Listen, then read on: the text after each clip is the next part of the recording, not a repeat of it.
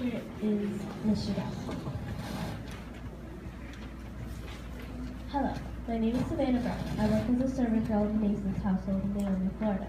Now, you must know that the Masons are the laziest, grumpiest, cruelest, and selfish people in the world.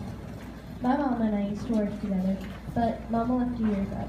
She said that she was going to find a better job and get us a beautiful home, and I'm going to school. Anyways, this is where everything changes. This is where I stand up to the Masons before Mama comes back.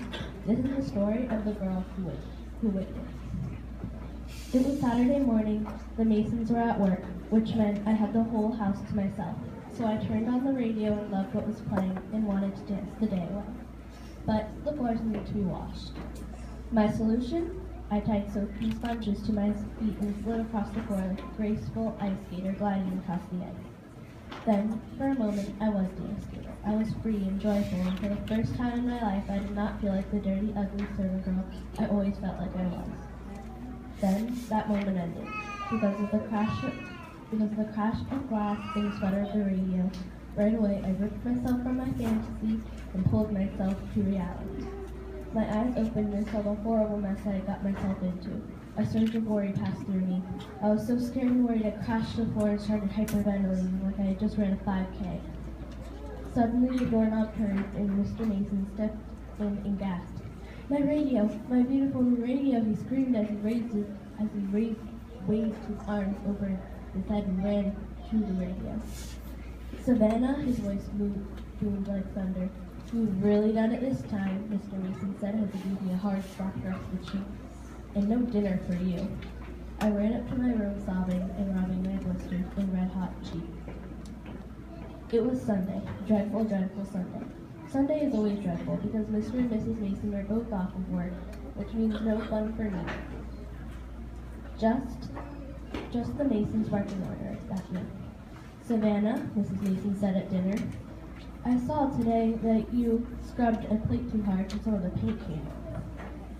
Anger boiled inside of me. "Well, soon you won't have to worry about that, because my mama will come back and take me with her, and you can get a new servant girl," I said with all the confidence I had, but Mrs. Mason had much more.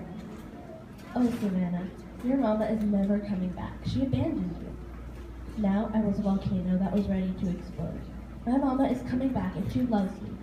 So shut your mouth and you don't know anything about me," I screamed. Had I just stood up to the Masons, I asked myself. "Savannah," Mrs. Mason said, "get out, you're fired." I gasped and stumbled out of the house. Everything in my body had stopped. I couldn't even breathe. My feet tripped over each other as I walked backwards. Soon my legs gave out from all the shock and I fell onto the freshly cut grass. I looked along the dark road, hoping that I would see a help wanted sign for a servant girl. As I was waiting on the grass, which felt like forever, I finally saw something. It was a dark figure down the road. I would recognize that figure anywhere. It was Mama. I ran to her, tears streaming down my cheeks. My hair was whipping around my face. I fell into my mama's arms, and we both held on to each other. And I knew that she knew she was never going to let go of me again. I was so happy. I was finally able to get something out of my mouth. "Mama, I waited," I said. "I waited so long. I was forgotten to wait."